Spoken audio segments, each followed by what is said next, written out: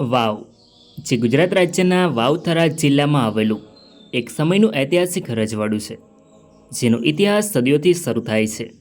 વાવ જે ભારતની આઝાદી પહેલાં એક સમૃદ્ધ રજવાડું હતું, જેમાં અનેક શાસકો દ્વારા શાસન કરવામાં આવ્યું હતું. તેમના શાસનકાળ દરમિયાન બાંધવામાં આવેલી ઇમારતો આજે પણ વાવમાં જોવા મળે છે, જે જોઈને આપણને વાવ રજવાડાનો ઇતિહાસ જાણવાની ઈચ્છાઓ જાગે છે. જેથી આજના વિડીયોમાં આપણે વાવ રજવાડાનો ઇતિહાસ જાણીશું. નમસ્કાર મિત્રો, તો સ્વાગત છે એક નવા વિડીયોમાં.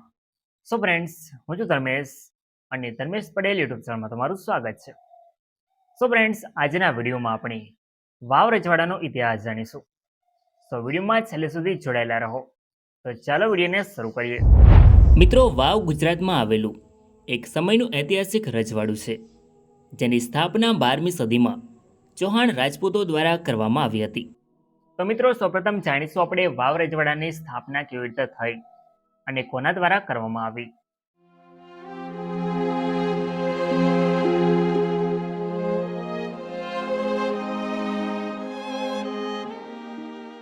શરૂઆતમાં આ વિસ્તાર પર પરમાર વંશનું શાસન હતું.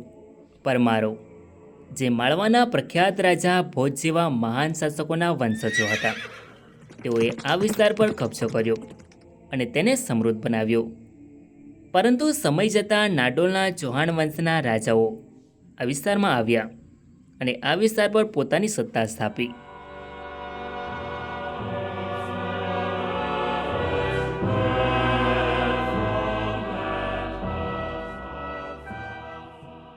અગિયારમી સદીની આસપાસ નાડોલ નામના રાજ્યમાં ચૌહાણ વંશનું શાસન હતું. આ વંશના એક મુખ્ય પુરુષ હતા રાણા દેધરાવ ઉર્ફે દેદા. દેદા એક નીડર અને શક્તિશાળી યોદ્ધા હતા, જેમનું હૃદય નાડોલની ધરતી સાથે જોડાયેલું હતું. પરંતુ કોઈ કારણસર, કદાચ રાજકીય ખેંચતાણ કે વંશની અંદરની કળી, દેદાએ નાડોલથી અલગ થવાનો નિર્ણય લીધો. તેમણે પોતાનું ભાગ્ય નવેસરથી ઘડવાનું નક્કી કર્યું અને આમ એક નવી શરૂઆતનો પાયો નાખ્યો. દેદાના પુત્ર હતા રાણા રતનસિંહ, જે પોતાના પિતાની જેમ બહાદુર અને મહત્વાકાંક્ષી હતા. રતનસિંહની માતાનો પરિવાર થરાદના શાસકો સાથે સંબંધ ધરાવતો હતો. આ વિસ્તાર તે સમયે અણહિલવાડ પાટણના સોલંકી રાજાઓ પાસે હતો, જે રાણા રતનસિંહની માતા સાથે સંબંધ ધરાવતો હતો. આથી રાણા રતનસિંહ પોતાના મામાને ત્યાં થરાદ પહોંચ્યા. થરાદ તે સમયે એક સમૃદ્ધ અને મહત્વનો પ્રદેશ હતો, જેનું શાસન રાણા રતનસિંહના મામાના હાથમાં હતું. રાણા રતનસિંહની બહાદુરી અને બુદ્ધિમત્તાથી પ્રભાવિત થઈને તેમના મામાએ રતનસિંહને થરાદના પ્રદેશનું શાસન સોંપ્યું. રાણા રતનસિંહ થરાદના શાસક બન્યા. તેમણે પોતાના શાસનકાળમાં થરાદને વધુ સમૃદ્ધ અને શક્તિશાળી બનાવ્યું. જી હા મિત્રો, આવી રીતે શરૂઆત થઈ વાવ રજવાડાની. રાણા રતનસિંહ વાવ રજવાડાના પ્રથમ શાસક હતા. તેમણે થરાદને પોતાની રાજધાની બનાવી. રાણા રતનસિંહે 12મી સદીમાં શાસન કર્યું. તેમના પછી અનુક્રમે રાણા ઘુઘડજી, રાણા મહિપાળજી, રાણા હરભમજી અને રાણા પીઘળે થરાદ પર શાસન કર્યું. આ શાસકોના સમયમાં રાજ્યની સ્થિતિ સ્થિર હતી. ત્યારબાદ 13મી સદીમાં થરાદની ગાદી પર રાણા પૂંજાસિંહ ગાદી પર આવે છે, જેમને રાણા પૂંજાજી તરીકે પણ ઓળખવામાં આવતા હતા. રાણા પૂંજાજીની રાણીનું નામ સોડી રાણી હતું. રાણા પૂંજાજી બહાદુર અને ન્યાયપ્રિય રાજા હતા. તેમના શાસનમાં થરાદની પ્રજા ખુશહાલ જીવન જીવી રહી હતી. મિત્રો, રાણા પૂંજાએ રાજ્યના કિલ્લાઓ મજબૂત કર્યા, મંદિરો બંધાવડાવ્યા અને પોતાના રાજ્યને સુરક્ષિત રાખવા માટે સેના પણ તૈયાર કરી. પરંતુ તે સમયે મુલતાની મુસ્લિમ સૈન્યોની શક્તિ વધી રહી હતી. ઈસવીસન 1283માં મુલતાની મુસ્લિમોએ થરાદ પર આક્રમણ કર્યું, જેમની સેના વિશાળ હતી. રાણા પૂંજાએ પોતાના રાજ્યના સૈનિકો સાથે તેમનો મુકાબલો કર્યો. યુદ્ધ ક્ષેત્ર પર તલવારોની ઝણકાર અને તીરોની વરસાદ થઈ, પરંતુ શત્રુઓની સંખ્યા વધુ હોવાથી રાણા પૂંજાજી યુદ્ધ હારી ગયા. થરાદનો કિલ્લો તોડવામાં આવ્યો અને રાણા પૂંજાજી યુદ્ધમાં શહીદ થયા. આ પરાજયે ચૌહાણ વંશને આઘાત પહોંચાડ્યો અને મુલતાનીઓએ થરાદ પર કબજો જમાવી લીધો. રાણા પૂંજાની મૃત્યુ પછી તેમની પત્ની સોઢી રાણીએ પોતાના નાના પુત્ર વજોજીને લઈને થરાદ છોડી દીધું. તેઓ પોતાના પિતાની પાસે થરપારકરમાં જતા રહ્યા. રાણા વજોજીનું બાળપણ થરપારકરમાં વીત્યું, જ્યાં તેમને યુદ્ધની તાલીમ મળી. સમય પસાર થતાં વજોજી મોટા થયા અને તેમણે પિતાના રાજ્યને પાછું મેળવવાની શપથ લીધી. ઈસવીસન 1300માં રાણા વજોજીએ થરાદના આસપાસના વિસ્તારો પર કબજો મેળવ્યો, પરંતુ થરાદને પાછું મેળવવું મુશ્કેલ હતું, કારણ કે મુલતાનીઓએ ત્યાં મજબૂત પકડ જમાવી લીધી હતી. રાણા વજોજીએ નવી રાજધાની તરીકે વાવ પસંદ કર્યું, જે તેમના પૂર્વજ રાણા મહિપાલજીએ બનાવેલ વાવ પર આધારિત હતું. તેમણે વાવને ચૌહાણ વંશનું નવું કેન્દ્ર બનાવ્યું. આમ વાવ પ્રિન્સલી સ્ટેટની શરૂઆત થઈ. મિત્રો, વજોજીએ રાણાની ઉપાધિ ધારણ કરી અને રાજ્યનું શાસન કરવા લાગ્યા. ઈસવીસન 1403માં ગુજરાતમાં સલ્તનત ચાલુ થઈ, ત્યારે મુલતાનીઓ ગુજરાત સલ્તનતના સુલતાનોની નોકરીઓમાં હતા.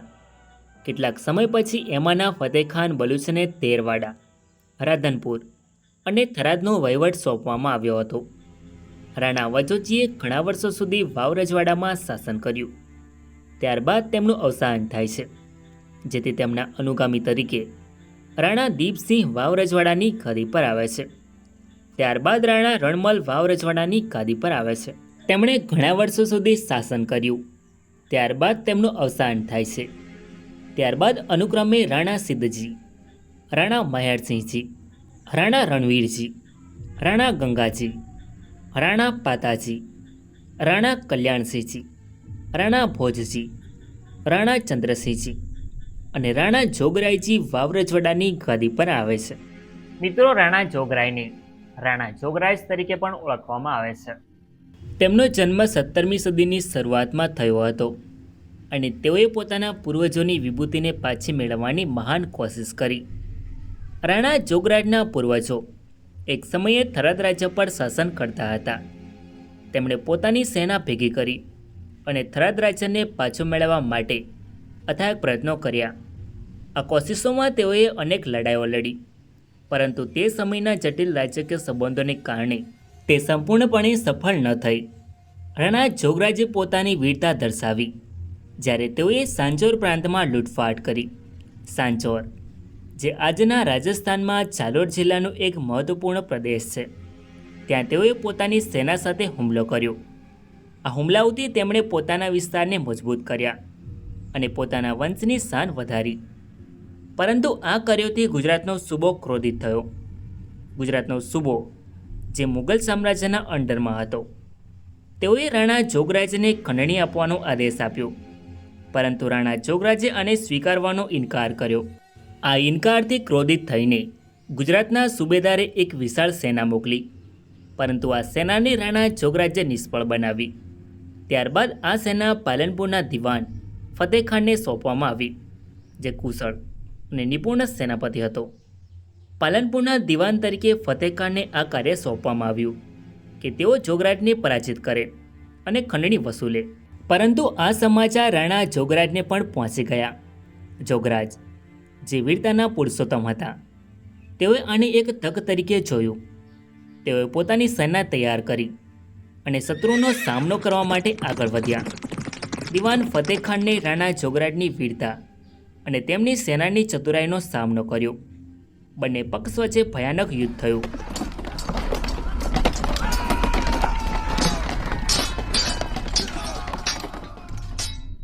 રાણા જોગરાજ અને દિવાન ફતેખાન વચ્ચે આ યુદ્ધ ભયંકર હતું. તલવારોના ઘા અને તીરોનો વરસાદ અને યોદ્ધાઓના ધીમા ધીમા યુદ્ધમાં રાણા જોગરાજની વીરતા ચમકી, પરંતુ મોટી સેના સામે આ યુદ્ધમાં રાણા જોગરાજની હાર થઈ. આ યુદ્ધ પછી રાણા જોગરાજે શાંતિ સ્થાપવા માટે ખંડણી આપી અને ભવિષ્યમાં પણ આપવાની વચનબદ્ધતા આપી. આ કાર્યથી મુગલ બાદશાહ ઔરંગઝેબ ખુશ થયો.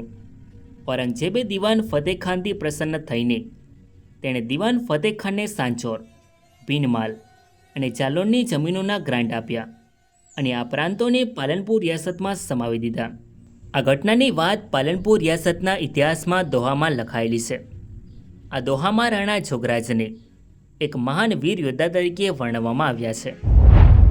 રાણા જોગરાજની વીરતાની પ્રશંસા વિરોધ પક્ષના કવિઓએ પણ કરી હતી. રાણા જોગરાજ પછી વાવ રજવાડાની ગાદી પર રાણા પંચારણજી આવે છે. તેમણે ઘણા વર્ષો સુધી શાસન કર્યું. ત્યારબાદ તેમનું અવસાન થાય છે, જેથી તેમના અનુગામી તરીકે રાણા વિજયરાજ વાવ રજવાડાની ગાદી પર આવે છે. રાણા વિજયરાજ 18મી સદીના મધ્યમાં વાવની ગાદી પર બેઠા.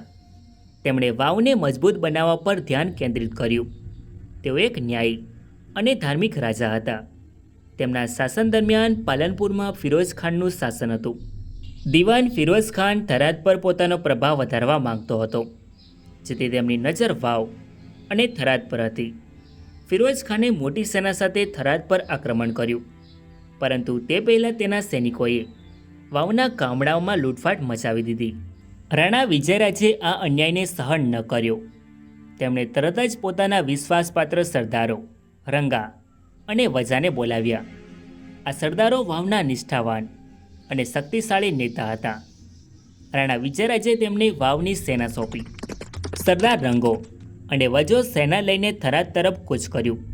તેમણે થરાદની સરહદો પર હુમલો કર્યો અને યુદ્ધ ભડક્યું. પરંતુ ફિરોઝ ખાનની સેના મોટી અને મજબૂત હતી. તેઓએ પાલનપુરથી મદદ મેળવી લીધી હતી અને વાવના યોદ્ધાઓને પાછા હટાવી દીધા. રાણા વિજયરાજનું શાસન આ ઘટના પછી ઘણા વર્ષો સુધી ચાલ્યું હતું. તેમણે વાવને વધુ મજબૂત બનાવ્યું. રાણા વિજયરાજ પછી ઘણા શાસકોએ વાવ રજવાડામાં શાસન કર્યું, જેમાં અનુક્રમે રાણા ગજસિંહ, રાણા ભગવાનસિંહજી, રાવ રાજેશ્વર રાણા ચાલમસિંહજી, રાવ રાજેશ્વર રાણા વેદાસિંહજી, રાવ રાજેશ્વર રાણા ઉમેદસિંહજી. આ શાસકોના શાસન દરમિયાન 18મી સદીમાં મરાઠા સામ્રાજ્યના વિસ્તાર સાથે ગુજરાત પર મરાઠાઓની શક્તિ વધી. પેશવા અને ગાયકવાડો દ્વારા વાવ જેવા નાના રજવાડાઓ પર પ્રભુત્વ જમાવ્યું. વાવ રજવાડાએ મરાઠાઓને કર ચૂકવ્યો. આ કાળમાં મરાઠા મુગલ વચ્ચે યુદ્ધો થયા, જેનાથી અર્થવ્યવસ્થા પર અસર પડી. ઈસવીસન 1819-20માં બ્રિટિશ કાળની શરૂઆત થઈ, જ્યારે વાવના શાસક રાણા ઉમેદસિંહજીએ અંગ્રેજો સાથે સંધિ કરી. વાવ રજવાડું મહીકાંઠા એજન્સી હેઠળ આવતું હતું. વાવ રજવાડું 1813ના દુકાળથી તે વિનાશગ્રસ્ત થયું, પરંતુ બ્રિટિશરોએ વહીવટી સુધારા કર્યા. રાણા ઉમેદસિંહજી પછી ઘણા શાસકોએ વાવ રજવાડામાં શાસન કર્યું, જેમાં અનુક્રમે રાવ રાજેશ્વર રાણા ચંદ્રસિંહજી, રાવ રાજેશ્વર રાણા ગંભીરસિંહજી અને રાવ રાજેશ્વર રાણા હરિસિંહજી. રાણા હરિસિંહજીના શાસનકાળ દરમિયાન વાવ રજવાડું પાલનપુર એજન્સીમાં પોલિટિકલ એજન્ટની દેખરેખ હેઠળ હતું, જેમને દીવાની અને ફોજદારી હુકુમત ચલાવવાનો અધિકાર બ્રિટિશ સરકારે આપ્યો હતો. વાવ રજવાડાનો કુલ વિસ્તાર 759 ચોરસ માઇલનો હતો અને 1941માં કુલ વસ્તી 24,673 હતી, જેમાં લગભગ 58 ગામોનો સમાવેશ થતો હતો. વાવ રજવાડાની સરહદે ઉત્તરમાં જોધપુર, દક્ષિણ અને પૂર્વમાં થરાદ, દક્ષિણ પશ્ચિમમાં સુઈગામ અને ઉત્તર પશ્ચિમમાં કચ્છની સરહદે આવેલો વિશાળ રેતાળ પ્રદેશ હતો. રાણા હરિસિંહજી પછી અનુક્રમે રાવ રાજેશ્વર રાણા તખતસિંહજી અને રાવ રાજેશ્વર રાણા રાજેન્દ્રસિંહજીએ વાવ રજવાડા પર શાસન કર્યું. ભારત દેશમાં 1947 સુધી અંગ્રેજોનું શાસન રહ્યું હતું. ત્યારબાદ 1947માં ભારત દેશ અંગ્રેજોના શાસનમાંથી આઝાદ થયો. ત્યારે ભારતનું વિભાજન થયું. ત્યારે ભારતના ભૂતપૂર્વ મૂળ રાજ્યોને નવા રચાયેલા ભારત સંઘ અને પાકિસ્તાન ગમે તે એકસાથે જોડાવાનો વિકલ્પ આપવામાં આવ્યો હતો. ત્યારે વાવ રજવાડાના છેલ્લા શાસકે વાવ રજવાડાને ભારત સંઘમાં સામેલ કર્યું, જે આજે ગુજરાત રાજ્યના વાવ થરાદ જિલ્લામાં આવેલ વાવ શહેર છે. મિત્રો, આ છે વાવ રજવાડાનો ધ્વજ, જે તમે સ્ક્રીન પર જોઈ શકો છો. સો ફ્રેન્ડ્સ, આ તો વાવ રજવાડાનો ઇતિહાસ. આઈ હોપ કે તમને આ વિડીયો ગમ્યો હશે. તો વિડીયોને લાઇક કરીને કમેન્ટમાં તમારો અભિપ્રાય જરૂર લખો, અને ચેનલમાં નવા હોય તો આવા જ નવા વિડીયો જોવા માટે ચેનલને સબસ્ક્રાઈબ જરૂર કરો. તો મળીએ એક નવા વિડીયોમાં. ધન્યવાદ.